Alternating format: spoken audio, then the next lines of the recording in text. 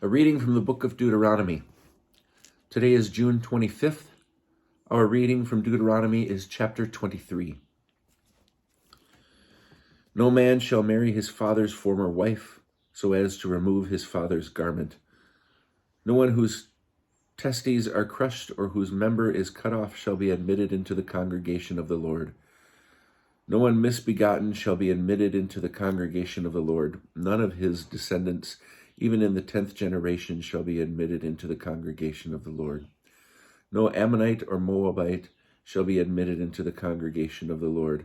None of their descendants, even in the 10th generation, shall ever be admitted into the congregation of the Lord, because they did not meet you with food and water on your journey after you left Egypt, and because they hired Balaam, son of Beor, from Pethor of Aram Naharaim, to curse you. But the Lord your God refused to heed Balaam. Instead, the Lord your God turned the curse into a blessing for you. For the Lord your God loves you. You shall never concern yourself with their welfare or benefit as long as you live. You shall not abhor an Edomite, for he is your kinsman. You shall not abhor an Egyptian, for you were a stranger in his land. Children born to them may be admitted into the congregation of the Lord in the 3rd generation.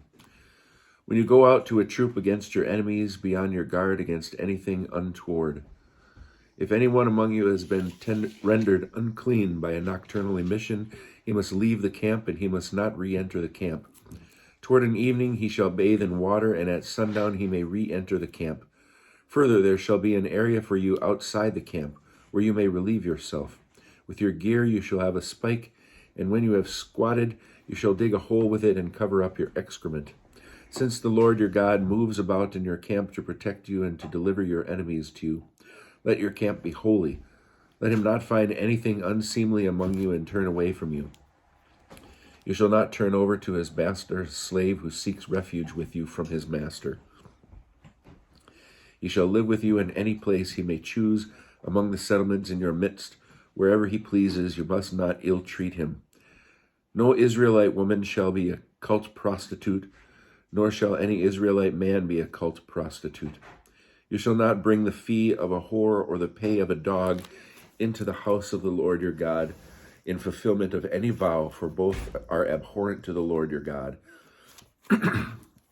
You shall not deduct interest from loans to your countrymen, whether in money or food or anything else that can be deducted as interest. But you may deduct interest from loans to foreigners. Do not deduct interest from loans to your countrymen, so that the Lord your God may bless you in all your undertakings in the land that you are about to enter and possess. When you make a vow to the Lord your God, do not put off fulfilling it, for the Lord your God will require it of you, and you will have incurred guilt, whereas you incur no guilt if you refrain from vowing. You must fulfill what has crossed your lips and perform what you have voluntarily vowed to the Lord your God, having made the promise with your own mouth.